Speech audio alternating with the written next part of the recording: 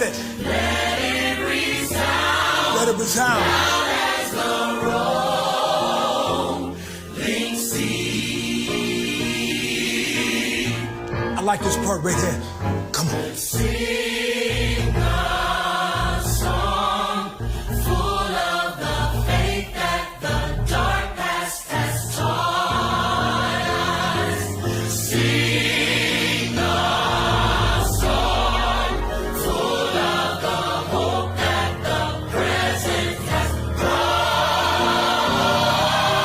us. Facing the rising sun of a new day begun. Let us march on. Let us march on. Till victory is won. Now we add a little something to it. Just to encourage you. We're going to take you to church later. Let's go. We'll keep marching, fighting till the victory is won. To all my brothers out there. Hold your head up, brother, till the victory is won. To all my sisters in the struggle. Keep believing, sister, till the victory is won. Till that day. Till that day comes. Hey. Let us march on. To victory. Till victory is won. Is won.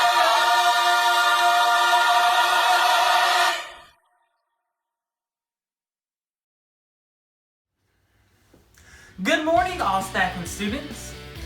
As you may know, today is the first day of Black History Month. There are some planned events this month that encourage the celebration of Black History Month, and I'm proud to kickstart this great month off by starting our Now That You Know info of the week. Our first informative topic is, what is Black History Month?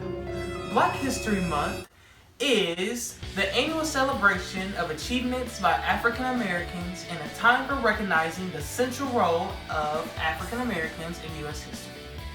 Fun fact, Black History Month was first recognized by President Gerald Ford by calling upon the public in 1976 to seize the opportunity to honor the too often neglected accomplishments of Black Americans in every area of endeavor throughout our history. Alright, thank you. That is all I have for you today, but make sure you pay attention in your advisory video. Thank you and stay educated.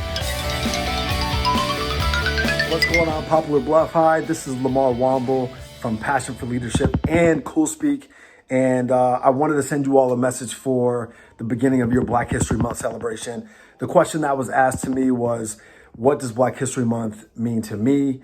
And what does it then mean for everyone? And how can it inspire us all? So first, I'll just start off by saying, when I was younger, your age, when I was in high school, I grew up in Omaha, Nebraska, which it was two things left impact on me from growing up in Omaha. Is that one, it was like a very predominantly white city, right? And I grew up in a lot of white spaces where most of the places I went, there was mostly white people, right? So I'd imagine if you are a minority student who lives in Poplar Bluff, you probably are having a similar experience to what I did. But on the flip side of that, for me, what I had was a experience where I was also part of a military family, right? So my dad was in the military for 21 years, and he had an opportunity to be around all types of folks as well that were in the military. So also in our small circle were all types of folks, right? Black, white, Latino, Asian, whoever was in the military and was a part of that base and around us, I had an opportunity to be around those types of people as well. So the challenge is, and this is what happens when you kind of get mixed in with the environment that is overwhelming or the majority, right? Is that being a part of a military family, like my parents really never raised us on what it meant to be like Black, right? To be proud of like Black culture, to be proud of Black people, and never really taught us like what it meant, the Black people's influence on our country. They never really shared that with us. And on the flip side, we never really learned the impact of that in school, right? You hear about it, about Martin Luther King, you hear about Malcolm X, you hear about Black Panthers, and sometimes not in a positive light, but you hear about all the like the heavy hitters of the civil rights movement. And you don't really learn as much about the collective power and influence that Black people and Black culture has had on the United States of America. And so for me, growing up in that environment, I feel like I got disconnected by my parents and by my education, right? To really understand and appreciate what Black culture is and what it has done for our country. And so when you operate that way, you feel disconnected. So you kind of live your life like, oh, we're living in a post-racial society. I don't have to worry about race as much. I don't have to talk about race as much. And I think what we're finding is because we never really talked about it, now all these challenges and all these concerns and all these things are bubbling up to the surface. And now we have to talk about it. And I always talk about to my friends, I say, I thought we were post-racial in the late 90s, early 2000s when I was in high school, but really it was just things were being swept under the rug, right? And we weren't really facing the realities of what was going on in our country. And so that was my experience when I was younger, and I just didn't appreciate it as much as I could. But here's what I can tell you now. As a grown man and an adult who feels that we are going through the second coming of the civil rights era from the 60s is literally happening 2020, 2021, has really been a crazy time for everyone to be a part of this larger conversation around social injustice and race.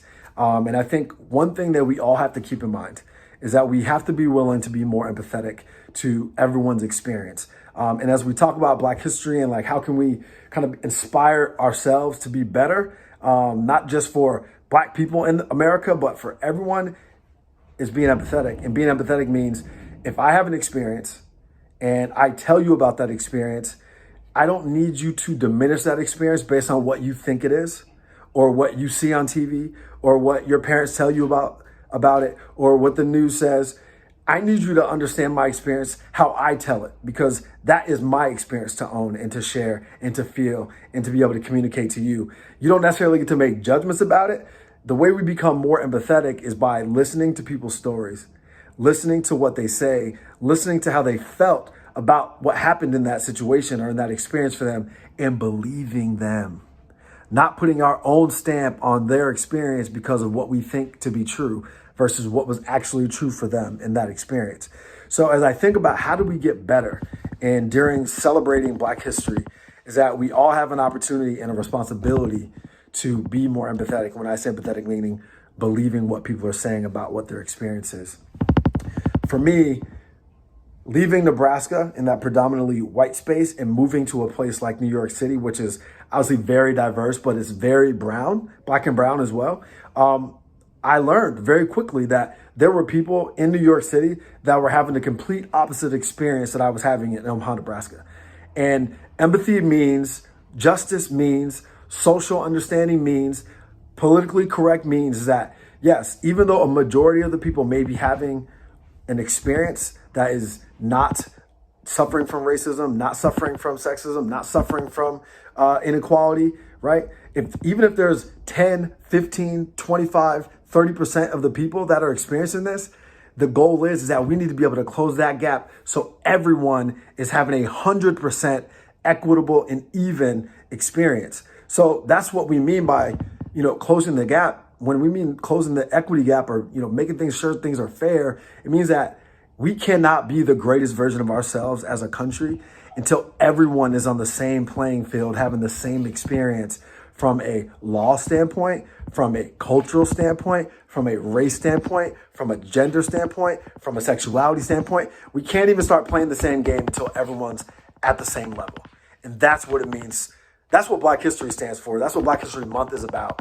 And I think this is where we're headed in the future. And if you can understand that, you're going to be somebody that's going to be ready to help in this fight to get everyone to be equal in the United States of America. And that's all I got for y'all. Peace.